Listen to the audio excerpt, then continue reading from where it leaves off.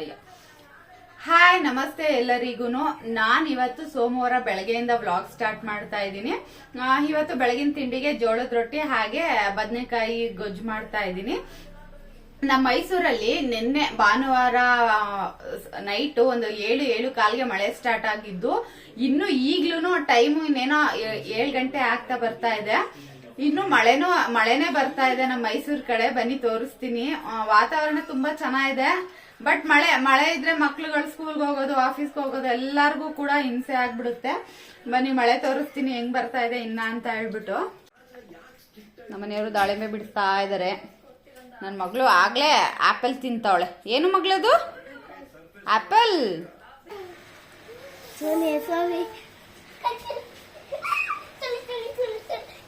ಏ ಬಾ ಮಳೆಯಲ್ಲಿ ನೆನಿ ಬಿಡ.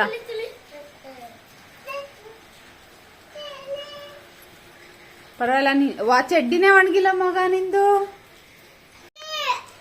ಟ್ರ್ಯಾಕ್ ಸೂಟು ಅಷ್ಟೇ ವಾಶ್ಗೆ ಹಾಕ್ಬಿಟ್ಟಿದೀನಿ. ಅದು ಅಷ್ಟೇ ವಾಶ್ಗೆ ಹಾಕ್ಬಿಟ್ಟಿದೀನಿ. ನನ್ನ ಮಗನ ಯೂನಿಫಾರ್ಮ್ ನಿನ್ನೆ ಭಾನುವಾರ ನೈಟ್ ವಾಶ್ ಮಾಡಾಕಿದ್ದೆ. ಒಣಕೋಗ್ಬಿಡುತ್ತೆ ಗಾಳಿಗೆ ಅಂತ ಹೇಳ್ಬಿಟ್ಟು. ಪಾಪ ಚಡ್ಡಿ ಒಣಗಿಲ್ಲ. ಶರ್ಟ್ ಏನೋ ತೆಳುವಾಗೈತೆ, ಒಣಕೋಗ್ಬಿಟ್ಟೈತೆ. ಚಡ್ಡಿ ಒಣಗಿಲ್ಲ. ಏನ್ ಮಾಡೋದು ಗೊತ್ತಿಲ್ಲ.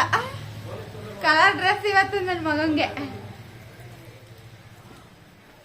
ನೋಡಿ ಮಳೆ ಹೆಂಗ್ ಬರ್ತಾ ಇದೆ ಅಂತ ಹೇಳ್ಬಿಟ್ಟು. ನಮ್ಮ ಮೈಸೂರಲ್ಲಿ ಇನ್ನ ಸ್ಟಾಪ್ ಆಗಿಲ್ಲ. 7 ಗಂಟೆ ಆದ್ರೂನು ಮಕ್ಳುಗಳೆಲ್ಲ ಹೆಂಗ್ ಸ್ಕೂಲ್ಗೆ ಹೋಗ್ತಾರೋ ಪಾಪ.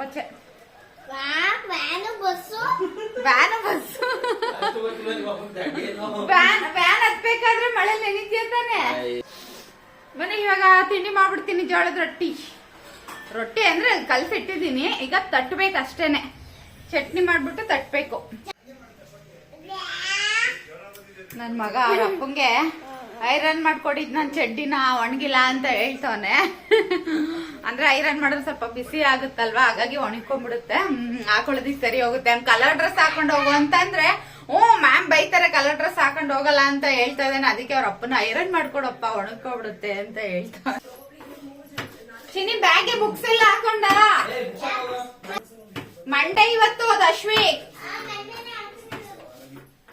ಬೆಳಿಗ್ಗೆ ಟೈಮು ಎಷ್ಟು ಬೇಗ ಎದ್ದು ಕೆಲಸ ಮಾಡಿದ್ರು ಕೂಡ ಟೈಮ್ ಆಗೇ ಬಿಡುತ್ತೆ. ಹಾಕ್ಬೋದು. 2ನೇ ಕ್ಲಾಸ್ ವರ್ಗು ಹಾಕ್ಬೋದು. ಆಮೇಲೆ ಬೇರೆ ಚೇಂಜ್ ಮಾಡ್ಬೇಕು.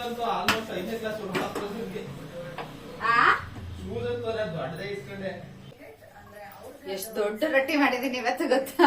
ಜೋಳದ ರೊಟ್ಟಿ. ನನ್ ಮಗ ಹೇಳ್ತವನೆ ರೆಸಿಪಿ ತೋರಿಸ್ತಾ ಇದ್ದೀರಮ್ಮ. ಅವತ್ತು ತೋರಿಸಿದ್ರಿ ಜೋಳದ ರೊಟ್ಟಿನ. ಅವತ್ತು ಏನ್ ಕ್ಲಿಯರ್ ಆಗಿ ತೋರಿಸಿಲ್ಲ ಮಗ್ನೆ. ಫಸ್ಟ್ ಟೈಮ್ ಅಲ್ವಾ ಜೋಳದ ರೊಟ್ಟಿ ಮಾಡಿದ್ದು, ಚೆನ್ನಾಗ್ ಬಂದಿತ್ತೆ ಅಂತ ಅಂದ್ಬಿಟ್ಟು ತೋರಿಸಿದ್ದು. ಅವತ್ತು ಸ್ವಲ್ಪ ಕ್ವಾಂಟಿಟಿ ಬೇರೆ ಮಾಡಿದ್ದೆ. ನಾನು ಸಿಗ್ಲೇ ಇಲ್ವಲ್ಲ ಜೋಳದ ರೊಟ್ಟಿ ತಿನ್ನೋದಿಕ್ಕೆ. ಅದಕ್ಕೆ ಇವತ್ತು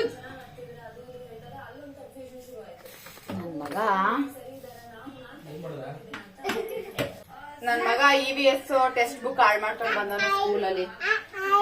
ನನ್ ಮಗಳು ಆಯ್ ಮಾಡ್ತಾಳೆ. ಕಾಣಿಸ್ತಿಲ್ಲ ಮಗಳು ನೀನು. ಚಿನ್ನಿಮ್ಮ ಕಾಣಿಸ್ತಿಲ್ಲ ನೀನು ಅಲ್ಲಿ. ಬೈಲಿ ಇಲ್ಲಿ ಎತ್ಕಂತೀನಿ ಬಾ. ಆಯ್ ಮಾಡ್ಬಿಡು. ನನ್ ಮಗಳು ಕೆಳಗಡೆ ನಿಂತ್ಕೊಂಡು ಆಯ್ ಆಯ್ ಆಯ್ ಅಂತಾಳೆ. ವಿಡಿಯೋ ಆನ್ ಮಾಡಿದೀನಿ ಅಂದ್ರೆ ಸಾಕು, ನನ್ ಮಗಳು ಬಂದ್ಬಿಟ್ಟು ವಿಡಿಯೋಗೆ ಆಯ್ ಆಯ್ ಅಂತ. ಅವಳಿಗೆ ಮಾತಾಡಕ್ ಇಷ್ಟ, ಆಮೇಲೆ ವಿಡಿಯೋ ಮುಂದೆ ಡ್ಯಾನ್ಸ್ ಮಾಡಕ್ ಇಷ್ಟ. ಹಾಗೆ ನಮ್ಮ ಮನೆಯವ್ರಿಗೂ ಕೂಡ ಬಾಕ್ಸ್ ಹಾಕ್ಬೇಕು. ರೊಟ್ಟಿನೇ ಹಾಕ್ತೀನಿ. ಫ್ರೈಡ್ ರೈಸ್ ಮಾಡು ಅಂತ ಹೇಳಿದ್ರು. ಫ್ರೈಡ್ ರೈಸ್ ಮಾಡೋದಕ್ಕೆ ಇವಾಗ ಟೈಮ್ ಆಗ್ಬಿಡುತ್ತೆ. ರೊಟ್ಟಿ ಒಸಿಯೋದೇ ಅಷ್ಟೊತ್ತು ಆಗ್ಬಿಡುತ್ತೆ. ಇನ್ನು ಫ್ರೈಡ್ ರೈಸ್ ಎಲ್ಲಿಂದ ಮಾಡಕ್ಕಾಗುತ್ತೆ. ಹಂಗಾಗಿ 10 ಗಂಟೆ ಆಗಿದ್ರೆ ಅವ್ರ ಮಾಮೂಲಿ ಟೈಮಿಂಗ್ಸ್ 10 ಗಂಟೆಗೆ ಹೋಗ್ತಿದ್ರಲ್ಲ, ಅವಾಗ ಆಗಿದ್ರೆ ಫ್ರೈಡ್ ರೈಸ್ ಮಾಡ್ಕೊಡ್ಬೋದಿತ್ತು. ಇಬ್ರು ಈಗ 8-10ಕ್ಕೆ ನನ್ ಮಗ ಮತ್ತೆ ನಮ್ಮ ಮನೆಯವರು 8-10ಕ್ಕೆ ಮನೆಯಿಂದ ಹೊರಡ್ತಾರೆ. ಹಂಗಾಗಿ 2 ತಿಂಡಿ ಮಾಡೋದಿಕ್ ಆಗೋದಿಲ್ಲ ಬೆಳಗ್ಗೆ ಟೈಮು. ಹಾಗಾಗಿ ಬಾಕ್ಸ್ಗೆ ಇವತ್ತು ರೊಟ್ಟಿನೇ ಹಾಕ್ತೀನಿ. ಜೋಳದ ರೊಟ್ಟಿ ಮಾಡೋದು ಎಷ್ಟೋ ಈಸಿ ಗೊತ್ತಾ? ನಾನ್ ತುಂಬಾ ಕಷ್ಟ ಅಂತ ಅನ್ಕೊಬಿಟ್ಟಿದೆ. ತುಂಬಾನೇ ಈಸಿ. ಮಾಡ್ತಾ ಮಾಡ್ತಾ ಮಾಡ್ತಾ ನ್ಯಾಕು ಗೊತ್ತಾಗ್ಬಿಡುತ್ತೆ ಯಾವ ರೀತಿ ಮಾಡೋದು ಅಂತ ಹೇಳ್ಬಿಟ್ಟು. ನಮ್ಮ ಮನೆಯವರು ಟಿವಿ ಸೌಂಡ್ ಜಾಸ್ತಿ ಕೊಟ್ಬಿಡ್ತಾರೆ. ಹಿಂಗೆ ನಾನು ವಿಡಿಯೋ ಮಾಡ್ಕೊಂತ ಇರ್ಬೇಕಾದ್ರೆ ಅದೇ ಟಿವಿ ಸೌಂಡ್ ಬರ್ತಾನೆ ಇರುತ್ತೆ. ಲಾಸ್ಟ್ ಟೈಮ್ ಜೋಳದ ರೊಟ್ಟಿ ಮಾಡ್ಬೇಕಾದ್ರೆ ಮೊದಲನೇ ಸಲ ಅಂತ ಅನ್ಬಿಟ್ಟು ನಾನೇನ್ ಮಾಡಿದೆ, ಸ್ವಲ್ಪ ಕ್ವಾಂಟಿಟಿಲಿ ಮಾಡಿದ್ದೆ. ಎಷ್ಟು 4-5 ರೊಟ್ಟಿ ಆಗಿತ್ತು ಕರೆಕ್ಟ್ ಆಗಿ. ನನಗೆ 1 ರೊಟ್ಟಿನೂ ಸಿಗ್ಲಿಲ್ಲ. ಹಂಗಂತ ಹೇಳ್ಬಿಟ್ಟು ಈ ಸಲ ಸ್ವಲ್ಪ ಜಾಸ್ತಿ ಮಾಡೋಣ ಅಂತ ಅನ್ಕೊಂಡೆ. ಅವ್ರಿಗೂ ಆಫೀಸಿಗೆ ತಗೊಂಡೋಗ್ತೀನಿ ಅಂತ ಹೇಳಿದ್ರಲ್ಲ ಅಂತ ಹೇಳ್ಬಿಟ್ಟು ಸ್ವಲ್ಪ ಎಲ್ಲ ಜಾಸ್ತಿನೇ ಮಾಡ್ಬಿಟ್ಟಿದೀನಿ.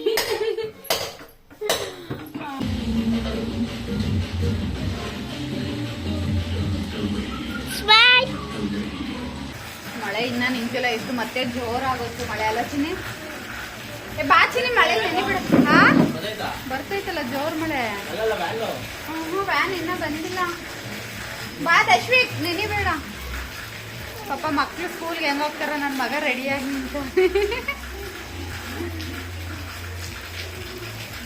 ಹೆಂಗ ಹೋಗ್ತಾರ ಪಾಪಕ್ಕೆ ಮಕ್ಳುಗಳು ಈ ಮಳೇಲಿ. ಅಂದ್ರೆ ರಜಾ ಕೊಟ್ಟಿದ್ದಾರೆ, ಬಟ್ ಇವ್ರ ಸ್ಕೂಲಲ್ಲಿ ಇನ್ನೂ ಅನೌನ್ಸ್ ಮಾಡಿಲ್ಲ. ನೋಡ್ಬೇಕು, ಅನೌನ್ಸ್ ಮಾಡಿದ್ರೆ ಮನೇಲೆ. ನಮ್ ದಶ್ವಿಕ್ ಇವತ್ತು ಸ್ಕೂಲ್ ರಜಾ ಕೊಟ್ರು ಅಂತ ಅಂದ ತಕ್ಷಣ ಖುಷಿ ಇವನಿಗೆ. ಇನ್ನ ರಜಾ ಕೊಟ್ಟಿಲ್ಲ. ನನ್ನ ಮಗಳು ಆಗ್ಲಿಂದ ಒಂದ್ ಬೌಲ್ಗೆ ದಾಳಿಂಬೆ ಹಾಕ್ಸ್ಕೊಂಡು ನಿಂತವಳೆ ಮಳೆ ನೋಡ್ಕೊಂಡು.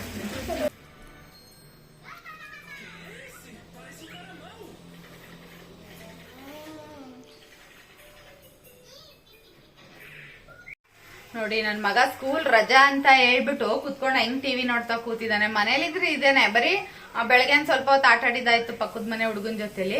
ಇವಾಗ ಟಿವಿ ಗೊಂಬೆ ನೋಡ್ಕೊಂಡು ಕೂತಿದ್ದಾನೆ ಇವನು. ಹಾಗೆ ಮಧ್ಯಾಹ್ನ ಊಟಕ್ಕೆ ಬೆಳಗ್ಗೆ ಮಾಡಿದ್ದು ಜೋಳದ ರೊಟ್ಟಿನೇ ಇತ್ತು.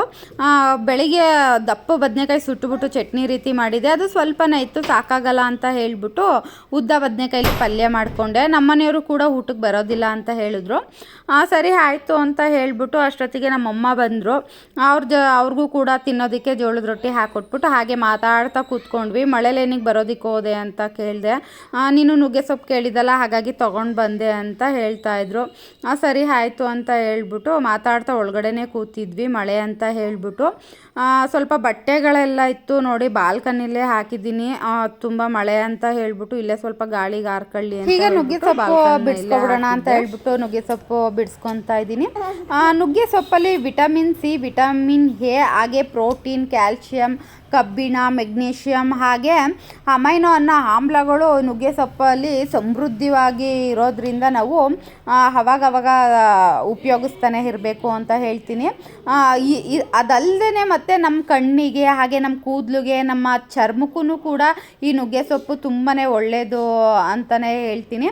ಹಾಗೆ ನಮ್ಮ ರಕ್ತದಲ್ಲಿ ಸಕ್ಕರೆ ಅಂಶನೂ ಕೂಡ ಇದು ಸಾಕಷ್ಟು ಕಡಿಮೆ ಮಾಡುತ್ತೆ. ಹಾಗೆ ಶುಗರ್ ಇರೋರಿಗೂ ಕೂಡ ಇದು ಒಳ್ಳೆಯದು ಅಂತ ಹೇಳ್ಬೋದು.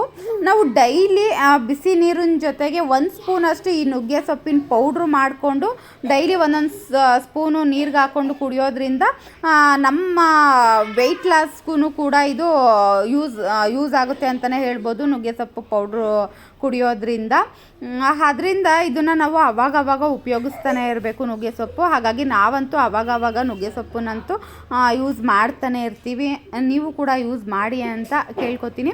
ಇವಾಗ ಈ ಚಳಿಗೂ ಅದಕ್ಕೂ ನಾನು ಹಸಿ ತೊಗರಿಕಾಯಿ ಮತ್ತು ನುಗ್ಗೆ ಸೊಪ್ಪು ಹಾಕ್ಬಿಟ್ಟು ಉಪ್ಸಾಂಬಾರು ಮಾಡ್ತೀನಿ. ಹಸಿ ತೊಗರಿಕಾಯಿಗೆ ಹಸಿ ಮೆಣಸಿನ್ಕಾಯಿ ಖಾರ ರುಬ್ಬಿಟ್ಟು ಮಾಡಿಕೊಂಡು ಊಟ ಮಾಡ್ತಾಯಿದ್ರೆ ಸಖತ್ತಾಗಿರುತ್ತೆ. ಬನ್ನಿ ನಾವು ಯಾವ ರೀತಿ ಉಪ್ಸಾಂಬಾರು ಮಾಡ್ತೀವಿ ಅಂತ ಹೇಳ್ಬಿಟ್ಟು ನಿಮಗೂ ಕೂಡ ತೋರಿಸ್ತೀನಿ. ನುಗ್ಗೆ ಸೊಪ್ಪಲ್ಲಿ ಒಂದೊಂದು ಹುಳ ಅಂಟ್ಕೊಬಿಟ್ಟಿರುತ್ತೆ. ಹಾಗಾಗಿ ರಾಗಿ ಹಿಟ್ಟು ಅಥವಾ ಜೋಳದ ಹಿಟ್ಟು ಹಾಕ್ಕೊಂಡು ಈ ರೀತಿ ಕ್ಲೀನ್ ಮಾಡ್ಕೋಬೇಕಾಗುತ್ತೆ. ಆವಾಗ ಹುಳ ಎಲ್ಲ ಕೆಳಗಡೆ ಉದ್ರೋಗ್ಬಿಡುತ್ತೆ. ಅಷ್ಟೊತ್ತಿಗೆ ನಮ್ಮಮ್ಮ ಮತ್ತು ನನ್ನ ಮಗ ನಮ್ಮ ದೊಡ್ಡಮ್ಮನ ಮನೆಗೆ ಹೋಗಿದ್ರು. ಅವರು ಕೂಡ ಬಂದರು. ಈಗ ಕಾಳಲ್ಲಿ ಹುಳ ಇರುತ್ತೆ, ಹಾಗಾಗಿ ನೀಟಾಗಿ ಸೋಸ್ಕೊಂಡು ಒಂದೊಂದೇ ತೊಗೊತಾ ಇದ್ದೀನಿ. ನಮ್ಮಮ್ಮ ಮನೆಗೆ ಹೋಗ್ತೀನಿ ಟೈಮ್ ಆಯಿತು ಅಂತ ಹೇಳ್ತಾಯಿದ್ರು. ಹಂಗೂ ಊಟ ಮಾಡ್ಕೊಂಡು ಹೋಗ್ಬೇ ಇರು, ಅಡುಗೆ ಮಾಡ್ತೀನಿ ಅಂತ ಹೇಳಿದೆ. ಇಲ್ಲ ಟೈಮ್ ಆಗಿಬಿಡುತ್ತೆ ಹೋಗ್ತೀನಿ ಅಂತ ಹೇಳ್ಬಿಟ್ಟು ಅವರು ಹೋಗ್ತಾಯಿದ್ರು. ಅಷ್ಟೊತ್ತಿಗೆ ಸಾಂಬಾರು ಮಾಡಿಬಿಡೋಣ ಅಂತ ಹೇಳ್ಬಿಟ್ಟು ನಾನು ಸಾಂಬಾರು ಮಾಡ್ಕೊತಾ ಇದ್ದೀನಿ. ಈಗ ಒಂದು ಪಾತ್ರೆಯಲ್ಲಿ ನೀರು ಬಿಸಿ ಮಾಡೋಕ್ಕೆ ಇಟ್ಕೊಂಡಿದ್ದೀನಿ. ಇವಾಗ ಕಾಳು ಏನು ಕ್ಲೀನ್ ಮಾಡಿಕೊಂಡು ತೊಳ್ಕೊಂಡು ಎತ್ತಿ ಇಟ್ಕೊಂಡಿದ್ದೆ ಅದನ್ನು ಕೂಡ ಕಾಳು ಹಾಕ್ಕೊತಾ ಇದ್ದೀನಿ ಇವಾಗ ಬಿಸಿ ನೀರಿಗೆ. ಇದಕ್ಕೇ ಒಂದು ಟೊಮೊಟೊ ಹಾಗೆ ಹಸಿಮೆಣ್ಸಿನ್ಕಾಯಿನೂ ಕೂಡ ಇವಾಗ ಹಾಕ್ಕೊತಾ ಇದ್ದೀನಿ. ಅಷ್ಟೊತ್ತಿಗೆ ನಮ್ಮ ಮನೆಯವ್ರು ಬಂದರು. ಚಳಿ ಆಗ್ತಿದೆ, ಏನಾದರೂ ಬಿಸಿ ಬಿಸಿ ಕೊಡು, ಮೆಣಸಿನ್ಕಾಯಿ ಇದೆಯಲ್ಲ ಬಜ್ಜಿ ಹಾಕು ಅಂತ ಹೇಳಿದ್ರು. ಹಾಗಾಗಿ ಸ್ವಲ್ಪ ಕ್ವಾಂಟಿಟಿಲೇ ಬಜ್ಜಿ ಹಾಕಿ ಅವ್ರಿಗೆ ಸ್ನ್ಯಾಕ್ಸ್ಗೆ ಬಜ್ಜಿ ಮಾಡಿ ಕೊಟ್ಟೆ. ಈಗ ಒಂದು ಟೊಮೊಟೊ ಮತ್ತು ಹಸಿಮೆಣ್ಸಿನ್ಕಾಯಿ ಬೆಂದಿತ್ತು, ಅದನ್ನು ಕೂಡ ಇವಾಗ ಒಂದು ಪ್ಲೇಟಿಗೆ ಎತ್ತಿಟ್ಕೊತಾ ಇದ್ದೀನಿ.